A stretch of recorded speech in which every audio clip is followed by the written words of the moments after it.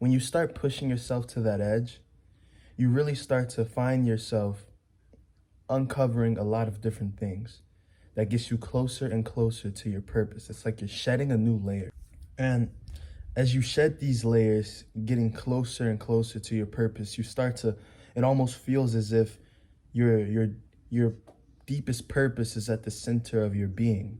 So kind of picture um, a bunch of circles, like larger circles at the top, and then as it goes down, the circle gets smaller and smaller.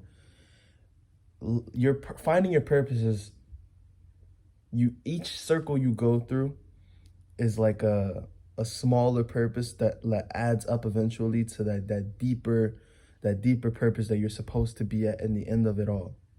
So it's kind of like you're shedding a new layer. You have to be willing to let go of these things, because some people have trouble holding on to certain like jobs and things like that. They feel, or certain obligations. They feel that, okay, once they find themselves in a stable situation, that this is where they're supposed to be. This is the safest place to stay in, not realizing that that's not your deepest purpose. That's a layer that needs to be shed so you can continuously keep, pushing and pushing and growing into who you're really supposed to be.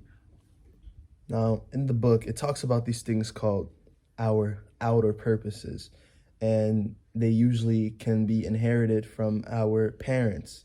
And let's say your father was a policeman.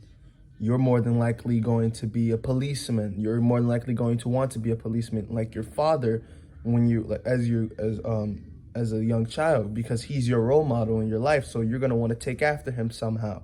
Or let's say you kind of resent him in a sense, so you want to be the complete opposite of him. Well, the complete opposite of a policeman is probably a criminal or a lowlife, someone who doesn't really do shit with their lives, right? And they usually start off as they only apply to your early childhood experiences, and you have to shed them because these are like distant alignments to your deepest purpose, though. These are like only childhood things, but as you grow, as the years go by, you have to be able to go through them and eventually lose them and cut them off, and so you can get closer and closer to what you're really supposed to do. You understand what I'm saying?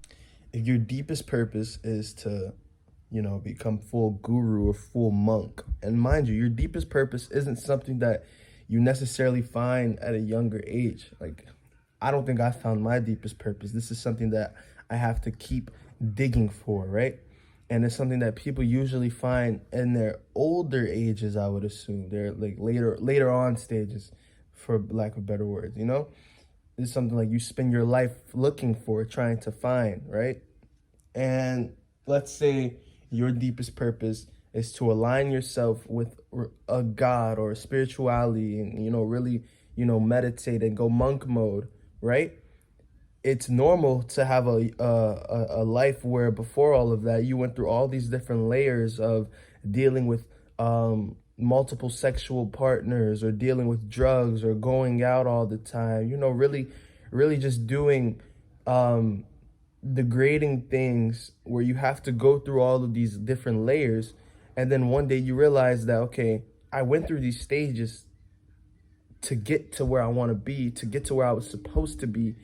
And that's to align myself with a higher power and to cut off all of these different things. But mind you, you have to go through these phases to get to, that deepest purpose, which was to find God or to meditate and different things like that, After all those stages of, doing that crazy shit, that wild shit, you realize you want to settle down. You realize you want to raise kids, have a family, get married, find love within yourself and within others as well.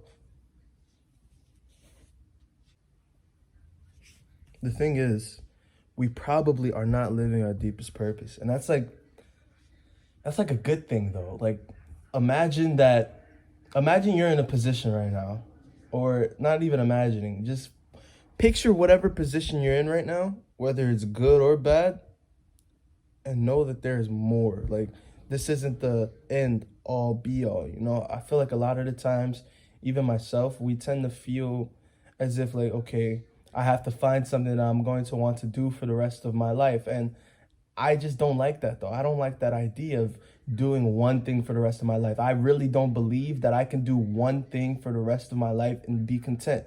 Like, I genuinely believe that there's different things that I'm supposed to be, succeeding at, that I'm supposed to find fulfillment in for a period of time and then move on to something else. And that's literally how this is. It's like, and that's so cool because there's different things for you. You have to go through this and to get to something else. And it's like phases that you go through, and that's like amazing, man, because you just never know what you're gonna find yourself in one day. Like, well, you could be I don't even know, you could be something one day and then like 3 years down the road, just a completely different career, a completely different life. Or maybe you're just living a normal life for a bit. Like, it just never changes. Like, you should never be, I feel like no one should ever be content with staying on one thing, for the rest of their life. Always just keep moving, always keep digging and digging. Because you never know what you may find. You may hit the gold mine one day. So in the book, it talks about how successfully completing a lesser purpose doesn't feel good for very long, because it's like it's preparing us for uh the advancing towards of our like deeper purpose. It's like a greater embodiment. Like, it's like we do a small task, and although it may have took a little bit more effort and hard work, that's not gonna be fulfilling for that long. That's why when you do something like a goal, like a small goal, it may not, and you accomplish it, it may not feel good for that long, because that's not what was supposed to be that's not your deepest purpose. That's a layer that you just took off, and that's good, and you should enjoy it for that moment, but that moment's not going to last that long, because that's only pushing you towards your greater purpose, your deeper purpose of who you're really supposed to be. So just understand that. It also talks about how each purpose, like once completed, should feel boring, useless, unfulfilling. And when you get to that point, you're supposed to discard that purpose immediately, basically, because now you're about to find a new layer of yourself. And it says how people can mistake this for failure when it's not. That's a sign of growth. Like, once you do something and you complete it and it feels unfulfilling, it feels boring now, that's good, because that means you grew past that. You're done with that. You discard of it and you go to your next layer. These are all good things. Here is how you know that you've completed another layer of your purpose. You suddenly have no interest whatsoever in a project or mission that just previously motivated you highly. All right, so out of nowhere, you just completed something, a project or mission that you've been at for a while now, and you were very ambitious to get it done. And then out of nowhere, once you're done with it, you completed it. It's just not the same anymore. Like, it doesn't fulfill you, right? That's a sign that you shedded a layer of your purpose.